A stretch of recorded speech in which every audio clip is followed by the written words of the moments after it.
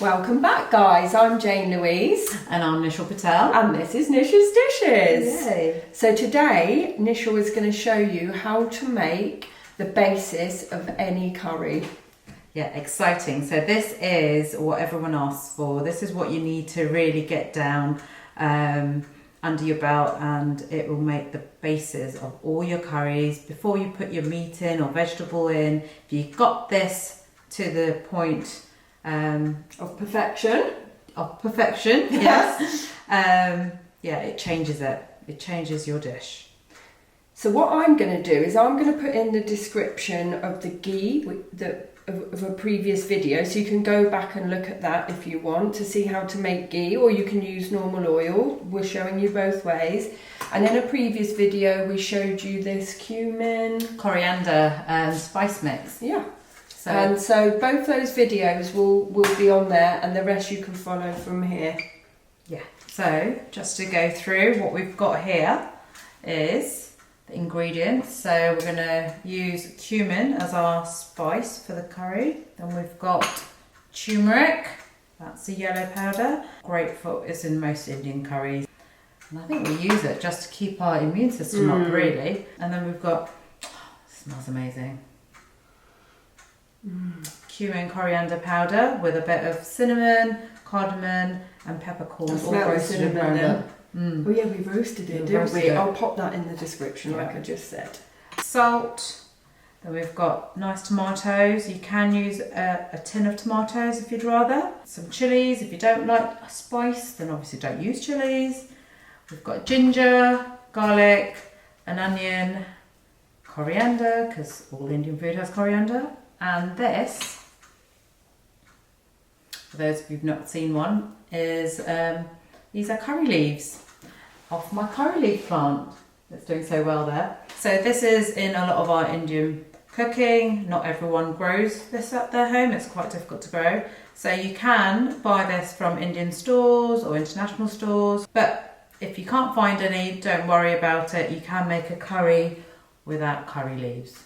It's been a long day of filming, so we are having a little glass of vino now. Cheers. A cooking dinner and wine is a great accompaniment, isn't it? Oh, I do love a Sicilian. Oh, do you now? Do love an Italian. An Italian red. Right, so here's my heavy base pan for the curry. And I'm just going to turn it on and get the base warmed up. We're chopping up our onion now, so you're cutting it in half? Cutting in half and then into small cubes. Obviously the smaller the cubes, the quicker they cook. And then take a half and then I slice in the opposite direction. So you've just halved it, put it on its flat bit and then top and tailed it. Yeah, but don't cut it that way. No. It doesn't work if you cut through the centre of the onion. Okay. Cut. I find if you take the base off a garlic clove and then cut it in half, it's easier to take the rest of the skin off. Rather than top and tailing it like I do. Yeah, it just sort of falls out. There you go. So you're going to grind this up? Yep, we're going to make a paste of garlic, ginger and chillies. Is this the thing you used to do the... Yeah, the spice. The spice mix last Absolutely, week? yeah, it's great. I love this little grinder and it makes it really fine. You have to pulse it. But yeah, it's amazing. So we're putting all 5 bits of garlic into there. Yeah. Chillies, I don't know how chilly these are. It's the seeds that make a chilli hot. So you're just popping 3 green ones in. Yeah, I'm going to put 3 in for now. See how we go. And then if I find that the sauce isn't as hot as I'd like it, then I'd add extra. I mean, the ginger gives it a bit of a kick too. It's quite a warmth. Yeah, it's a warm taste. And rather than blitzing them separately, I'm going to put my ginger in there too. I want about 1 inch ginger. inch and a bit there. And this bit's going to be taken off. So there you go. I mean, the skin is edible. You don't have to peel it all off. Just make sure you give it make sure you give it a good wash. There you go. So I'm just going to cut it into little pieces because sometimes it doesn't grind so well when it's in big chunks in there. It's quite fibrous, isn't it? See all the fibre in there. I mean, I'm going to put a little bit of water so that it makes it into a puree. I'm going to blend that up. Bit of water in there. We've got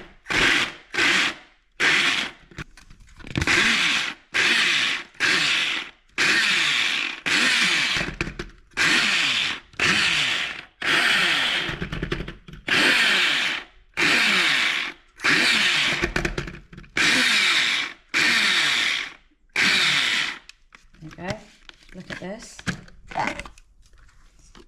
Ooh, it's quite cucumber-ish actually. It does, doesn't it? Look like cucumber. Like that's ginger, garlic and chillies in there. Perfect.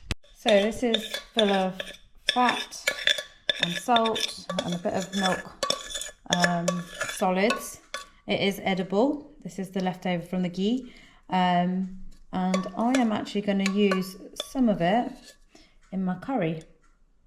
If you have a look on the description, I'll put the link to the ghee and you'll see this was all the impurities left at the bottom of the pan. I'm going to put equal amount of this rapeseed oil. That can go at high temperatures as well, better than olive oil, can't it? Olive oil goes quite green, doesn't it? You can't overheat olive oil, basically. No. So avocado oil you can, rapeseed oil's good. So there you go, that's your base. Obviously if you're on diet and you want to use less oil, then you can. You just need to be careful at the frying stage of the onions. But who's going to trust a skinny chef? What are you trying to say? Nothing. I love my food more than the next person. I don't mean anything. Oh. Something my mum always says. You owe me a second glass of wine, Jane. I can manage that. I didn't mean you. I just meant, you know. Right. So that's hot. You don't ever want to see a skinny guy coming out of a kitchen in a pub, do you? You want to see a nice rotund man who sticks his finger in and tries it. Chefs got to try out their cooking, right? Chefs have got to stick their finger in it. Right, so that's oil's hot. I'm putting all of the curry leaves in. Curry leaf. Sizzling away. Oh, the smell of those curry leaves. It's amazing, isn't it? Totally different. I want a curry leaf plant. Is it actually hot, the plant, or is it just more of a herb? A bit of a spice. Is it hot? It's not hot at all. It's just a flavour. There's a flavour and a smell. Okay, so I'm also going to put some cinnamon in. So I love a bit of cinnamon in my curry. So that is there about That's just a stick of cinnamon. I've just broken in half. It's a thin stick. About 4 inches. Yeah. There. I like to keep them quite big so you can scoop them out if needs be. Right, I'll let that sizzle for a bit. Getting the cardamom pod in your curry. Right, and then that's sizzling away nicely. I'm going to add some of the cumin as well. Is that a teaspoon? That's a teaspoon. There you go. I don't think I'm ever going to buy a curry again. No. And if your oil's hot enough, it doesn't take too long. There you go. And now we are ready for the onions. So the onions are going in, pre-chopped. So this is a whole white onion. Nice. Crackle and pop, ready for bonfire night. Okay. I suppose we don't want these onions to burn, do we? No. So this is a nice thick base pot, but when it gets hot, it retains heat. So I'm going to take it down to 6. And let that cook. Now, Jane, do you want to check on the onions for me? Of course, yeah. So they are going a little bit crispy. Yeah. Quite translucent. They're not burning. So I think they're not not far off being done. See that? Let's have a look. Yep. So most people would still stop, but yeah, carry on. Carry on. Carry okay. on. So we're on the border of crispy but not burnt. Yep. I can see some bits going translucent now, the bigger bits. Those curry leaves really are making a difference, aren't they? Yeah, it takes the dish to another level. I think they use curry leaves a lot more in South India than they do in Oh, do they? Is that where you're from? No, I'm from Gujarat, which is just at the southern border of Pakistan and India, actually. Oh, wow. So is Goa in the south then? Goa's more south, yeah. So that's where they'd use the curry leaves? Yeah, Goa. So what do you think Kerala. now? Do you think they're burning a bit now, or...? No, just let them just cook for a bit more. Am I tending to the pot too much? Let it do its thing. Okay. I mean, these tomatoes are quite big. I might not need all 4. We'll see. I've really annoyingly recently, as you know, got an intolerance to tomatoes. I don't suppose there's anything else I can use in its place. What about red pepper? Yeah, you can use red pepper. I'd have to have a few though, wouldn't I? Because they wouldn't have the juiciness of the tomato. Yeah, you can use coconut milk. It depends how creamy you want it. Sometimes, some curries don't use tomato at all. They will, at this moment, put water in, and if you use like a potato in the base as well, then that will thicken up the sauce. Okay. So yeah, you can make a curry without tomatoes. So can I be putting spinach. any of our bits in while you're doing that or not? Does it all follow Not yet, a pattern? it follows after the tomatoes. Are we getting there with this? Is that enough now, or am I still going? I think you can carry on a bit more. See. The bigger bits. Yeah. Team effort. Yeah, they really shrivel up and become small, so we've still got some water in those onions. So we still need to saute them a bit more. Saute. So you can see now what sort of colour it looks like. So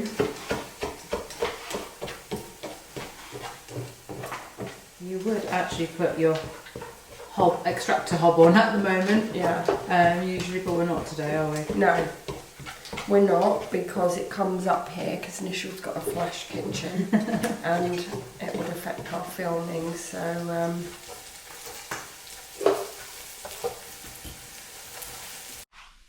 Nishal has cut the tomato in half, same with the onion, put the flat bit on the surface and then chopped it into pieces, and it looks like this in the blender. Squash it down because that's going to blend all the way down. When I go on holiday, I do love a tomato juice on the plane with Worcester sauce. So do I. Yeah, I do that as well. I don't think I'll be able to cope with it now with this intolerance. Funny how you just get intolerance to things, isn't it? So did you used to be okay on the plane Fine. then after that? Yeah, fine. Maybe it's Well, maybe saying that though, when I got on holiday, I used to have a bad stomach and blame it on the plane food. Maybe it was the old Tommy Tartos. Maybe it was. What's it called? Bloody Mary, right? Yeah. Who doesn't love a Bloody Mary? There we go. So we are pretty much there now. I'll just show you what it looks like inside. Maybe slightly more browned than would usually have it. There you go, that's what it looks like. It's not hard. I did say it was getting brown, didn't I? Yeah, I mean that's fine, it's not burnt. Just don't want it too crispy. Don't want it crispy. I'll tell you what, I am starving. Where we've been filming all day, I haven't eaten. I just want to eat this now. Curry at the end. Okay, so I'm now going to put the tomatoes in. I ended up using 3 of those big tomatoes, they were quite big. Pull in.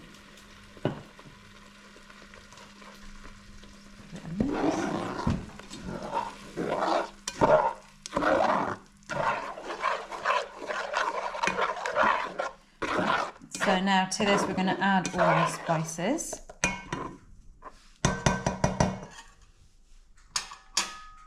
So first the turmeric. teaspoon of turmeric. Just 1 teaspoon or half? Or one of those little teaspoons that I use. Yeah, it is a little teaspoon, so it's half a teaspoon really. I'll just show you that there. It's a little tiny one. And then I'm going to put my cumin coriander powder. Again, as we said earlier, you can go to the description, see how to make that. So I'm going to put 2 heaped ones in. So that's 2 teaspoons. So you can put a tablespoon in if you prefer. I might put another half in. Loving the pattern. One for the pan. Right, and I'm going to let that cook a bit.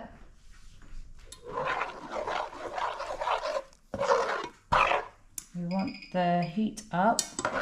So what we're going to try and do here now is condense this. So we want all the water of the tomatoes to boil off. And we're going to be left with a nice thick concentrated tomato mixture. Yeah. So I'll place the lid over the top of it, half off or slightly off, so that the steam can escape because we want to condense it, but it doesn't splatter everywhere. Tomato's the worst, isn't it? Yeah, Splattering. it goes everywhere. I'll tell you what I've got is it's like a sieve on a flat. Yeah, I need to get myself one of those. I've seen them. Yeah, I think I put a link in the description. It's like a flat sieve that with a handle that you put over the pan, and it just stops all that splashing. But it is amazing. That smells great. I'm just going to chop up the coriander.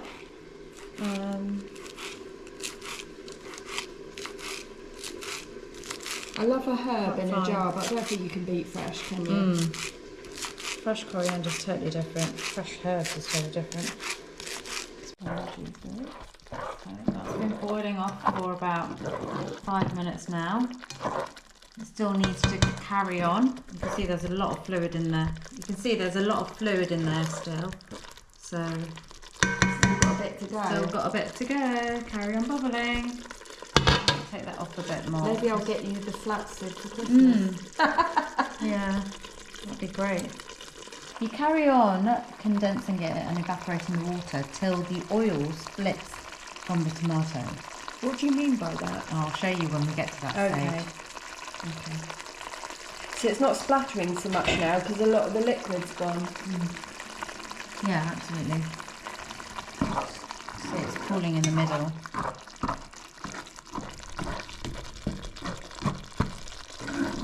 I thought that was all burnt at the bottom then, but it's your pan, isn't it? It's very swish. Yeah. It's a lovely pan, this. I got it from India. Oh, did you? How much would this cost you in India? In India, I got this pan for about equivalent to £30. But yeah, it's over 100. Yeah. That's shocking, isn't it? How'd you get that back in the case? You stuck all your knickers inside it. Basically, all my clothes were in the pan. The thing I haven't put in yet is salt. Salt is really important for Indian cooking. You'll find that if you haven't got the right amount of salt, then that amazing taste doesn't come through. So I'm going to put... There is a perception though that salt is bad for you, but we do need some in our diet, don't Our we? body definitely needs some salt. Yeah. So I know a lot of people don't use salt in their cooking. Most Indian food has salt in. You don't add it afterwards. I think the problem is you go out and have a curry and you've been out for the night and they put too much in and then you're thirsty, so it puts you off. Yeah, absolutely. When you're cooking at home, you put in what you need. But So we've got 1 teaspoon. 1 teaspoon. This isn't table salt. This is cooking salt. Okay. Remember, you need to put enough salt for the tomatoes you've got in, and then you're going to have chicken going in there, and then or whatever meat. Some meats need less salt than others. If you're going to put vegetables in as well, like spinach, sometimes I'll put spinach in there, and obviously spinach needs salt as well. So you need to put enough. So you can add salt in at the end if it's not quite right as well. So we've put 2 into this. I'll put 2 in. For a family of 4? A family of 4. Yeah. I mean, you can add quite a lot of curry here. You see, look, that liquid's gone as well, hasn't it? We're starting to get the raw. Yeah. base now. And remember, salt helps to bring out all the liquid from the tomatoes and everything, so we'll find. Actually, with my dad's health problems that he's got, it's a requirement to have it. He's actually been told he can't have enough, so he puts it all over his dinner because his body loses it so quickly. So you just have to, you know, do it as you see fit. Yeah. And if you're not allowed it, don't put it in. Move the thick sauce bit to the side, the pulp, so that the water, the fluids can come into the middle to be boiled away. The tomatoes been in there for a good 10 minutes now, so the tomatoes definitely cooked, but we will cook it a bit later. Yeah, just let that boil now. You can see it's starting to get a lot thicker. And like we said earlier, this is your base for any curry. So we're talking vegetable, fish, meat, anything. You can put anything into this. This is the main bit. This is the bit that's going to take the time and your attention. So I know it's taken 10, maybe 15 minutes to get to this point, but this is the important bit. I'm just going to see how dry that's got now. Not dry, but see how much of the liquid's come off. Can you see all these bubbles coming through? Now if I do this, you see oil will start coming through. You see on the side? Yeah. That's, the water's gone, but the oil's there. Yeah, absolutely. And that's what we want. Well, I think it needs a little bit longer. Because we've got fresh tomatoes here, they had a lot more water than a tin. Personally, I don't ever use tins just because of health reasons, so I wanted to show it fresh. But please, by all means, if buying fresh tomatoes is not viable and you've got tin tomatoes at home, use them. Yeah. Whatever suits. It's easy curry. If a tin tomato is easier for you and you haven't got time to blend it, do it. Just chuck the tomatoes in as they are. You know, you can and if buy you like a chunky curry, then put the tomatoes in chunky. You can get tins of chopped tomatoes, can't you? Yeah, of course. So just stick that in. Yeah, see the oils are releasing in now. You see the bubbles sizzling away at the top. Right. So we're going to add in the ginger, garlic, chillies paste in there.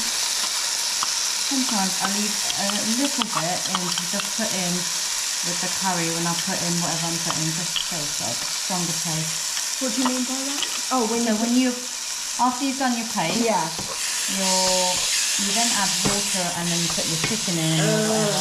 And then sometimes from the top, I fade that to just put in at the end with the chicken to give it a bit more of a kick. So this is going to become quite tame. This is going to get cooked through. Smell that. Smells like proper curry now. You know when you're on holiday and you walk past the window of a restaurant and it's like, it's garlic, isn't it? It just pulls you in. That brings it together. Is there anything more homely and welcoming than garlic, bread and coffee? Well, not together, hopefully. No. But separately. Yeah. They say if you're selling your house, get the bread. That's it. Yeah. Either bake a loaf of bread or get a candle on that smells of bread. Cinnamon's going to be good, isn't it? Yeah. I'm also going to cook through some of the coriander. So 3/4? Yeah, I mean, it depends what you like. We had a good couple of handfuls there, didn't we? I'm just going to put that through so it cooks. Like, if I've got stalk, I always try to put the stalk into the sauce rather than on top. So it's got longer to cook. There's a lot of taste in the stalk of coriander. And I can see a bit there, look. And a lot of my dals are all, in this stage, just put stalk in. Some of that's from the curry leaf.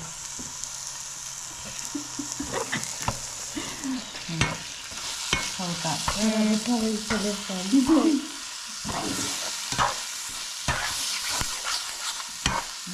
This is nicely coming together. soon as the coriander wilts and infuses into the sauce, you can stop there. Now, if you wanted to make a curry with a tomato and spinach sauce and then add your chicken in, I would put the spinach in at this point too. Just enough time to wilt. Yeah. Is this the time to take out the curry leaves? No, you don't have to take them out. They are edible. Oh, are they? Some people grind them into a powder. And now it's time to get the chicken in there. So I've got a little job now, which is washing the chicken, and then I'm going to be removing any excess fat on there. So this is some chicken that Nishal chopped up earlier, and we're just going to take this last bit of thigh here and show you what she does. So this is chicken thigh. Chicken thigh is a lot tender than chicken breast, so I prefer to use thigh. So I'm just going to take off the excess fat on here. The thing about thigh is it has a bit more fat, so it's definitely fattier than breast. You can use breast if you feel you'd prefer to use breast. I think this has got quite a unique flavour though, the thigh, hasn't it? It is more tender, isn't it? Yeah. It's tender. It does have a vein through it, so I do like to get rid of all these fatty bits. Your husband's not a lover of the vein, is he? No, he won't eat it if he feels that. So I'm just going to get rid of all of this.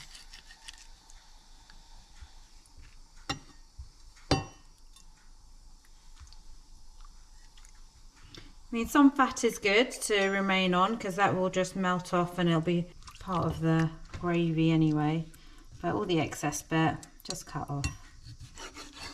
I think there's probably going to be a bit more shrinkage with the thigh than the breast as well. Yeah, absolutely. So I have got a tray of, I think it was 6 thighs between 4 people. If you're big eaters, then you might want 8 thighs, 2 thighs a person.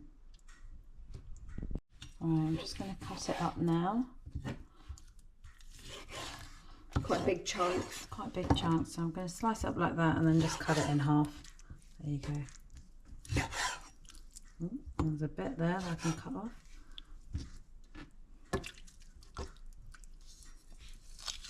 It's when you cut it open like this, it's when you usually find the vein or the tough section. I suppose it's inside the leg, isn't it? So that's when I'm sort of cut that out. Just there. So you see that's quite tough, that section. Okay.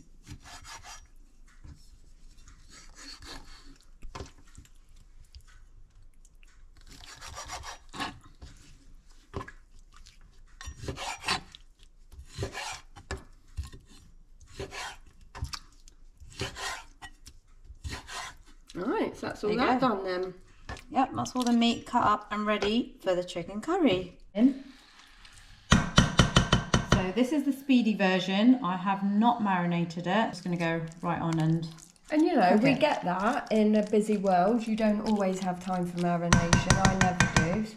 Yeah, but if you're having a lot of people coming before you can do this stage, do it up to here, and then on the day it's marinated, so you just need to cook it through. So just pop it in the fridge at this point. Yeah, pop it in the fridge. It'll marinate overnight and bring it out tomorrow. Perfect. Okay. So we've got our water boiling. Got our chicken half cooked, half not. That looks amazing. So you can use bone chicken if you prefer, chicken wings, thighs, legs, skin on, skin off. Because if you've got skin on, you really want to feel it. So you've got a nice crispy skin. So I've just used boneless, skinless chicken thighs. I'll tell you what, when I go to an Indian restaurant with my Sikh friend, Hani, he'll always say, I don't want anything on the menu, I want what you, like your little bone chicken in the kitchen, whatever you lot eat for lunch, I want that, and it's so tasty. That is the secret of getting authentic chicken in an Indian restaurant outside of an high Indian area. Yeah, they're cooking to the English taste buds, but actually you ask for that little bit of bone chicken in the kitchen and it's so tasty. Actually, bone chicken has got more flavour to it. Yeah, all the marrow comes out. Yeah, and that's the flavour really. I'll tell you what I want to try, I don't know if you eat that in India, is goat curry. No, I've never cooked goat curry. I think they do, but I've never had it. Maybe next year. for Valentine's. Maybe.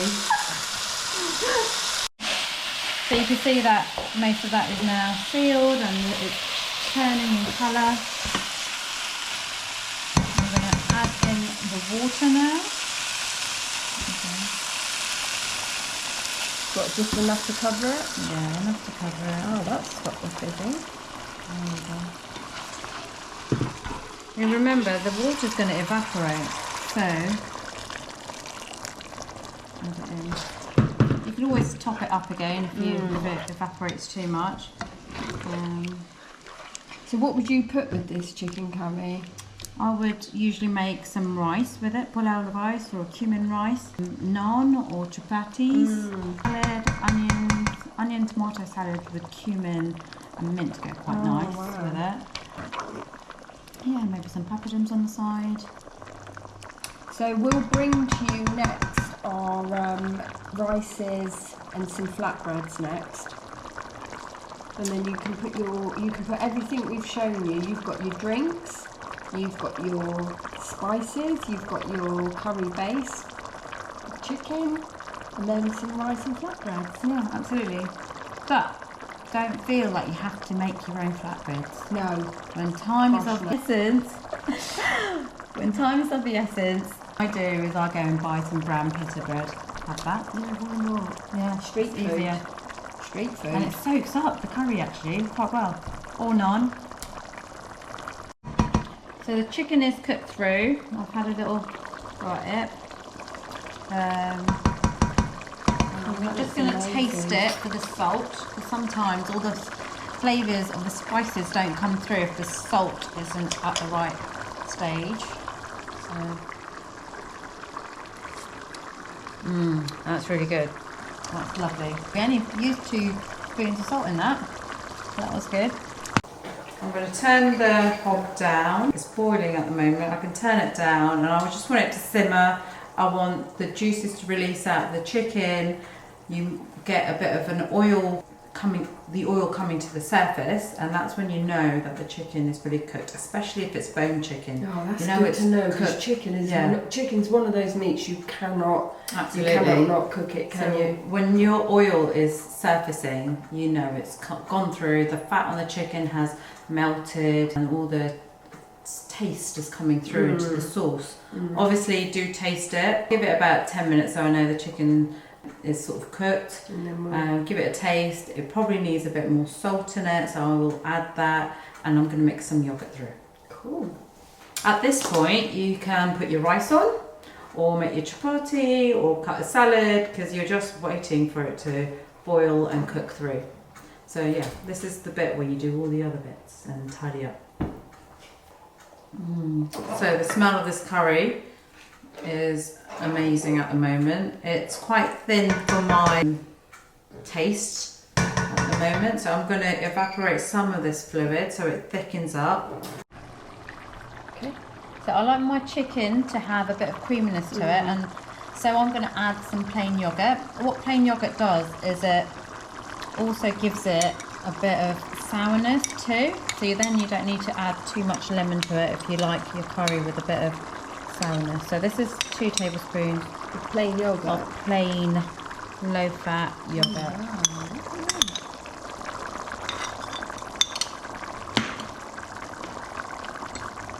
And that will thicken up the sauce a bit as well. There you go, it just takes it to a different level. You don't have to put yogurt in, and especially if you've marinated the chicken with the yogurt previously. It does take the sting out of the chilli as well though, doesn't it? If you don't like it too hot. Yeah. So if you find that it's tamed your curry down, you can add extra red chilli powder to this to spice it up. If you have got some curry powders that are in the packet with lots of different spices in, like you've got a madras or a basic curry powder, you can sprinkle some of that over the top, or you could just use your dana juru that I showed you how to make previously, and you can sprinkle that over the top if you feel like you need some more of a kick. I think that is amazing. So that is our chicken curry and our base. Curry and our base.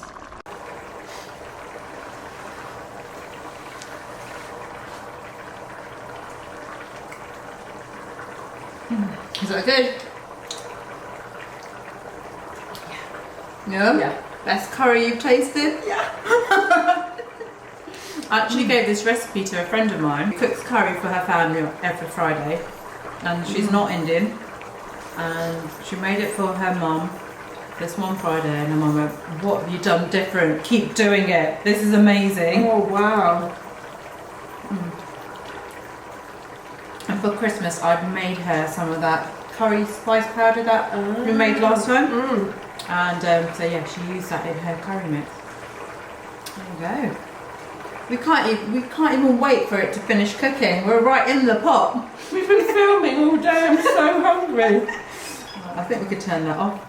You were worried about my dogs coming in here. We trashed the kids.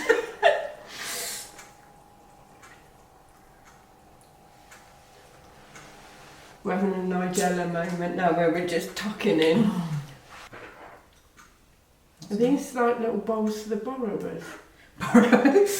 So when we make dal and the curry and chapati and rice, you only need a little bowl like this for your dal because you like dip into the dal while you're eating. So these are amazing. Okay, let's just show them in the pan if we can. Can you see that? I'm afraid we're going to have to love you and leave you because we have got a date now with this pan and a glass of wine, and we can't wait to see you on the next one. So please do follow us, subscribe, share, like, tell us what you like to do and what differences you've made with all different ingredients. And we'll see you in the next one. See you in the next one.